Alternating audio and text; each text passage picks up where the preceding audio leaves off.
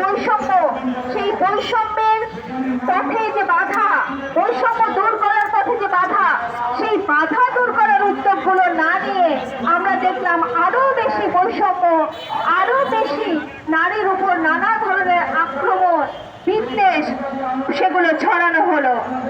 আমরা দেখলাম তৌহিদি জনতা নামে একদল মব ভায়োলেন্স করে নারীর উপর অবমাননা করলো, নারীকে হামলা করলো। নারীর পোশাক কি হবে সেটা কি পুরুষতন্ত্র ঠিক করে দিবে? চলাফেরা করবে সেটা কে ঠিক করে দিবে? সেটাও কি পুরুষতন্ত্র ঠিক করে দিবে? আমরা দেখলাম যে কিভাবে বিভিন্ন জায়গায় নাচছি, যে সেখানে আমরা দেখেছি যে নারীর উপর নানা ধরনের আক্রমণ, বিদ্বেষ ছড়ানো হচ্ছে। এমনকি 5 আগস্টের পরপরই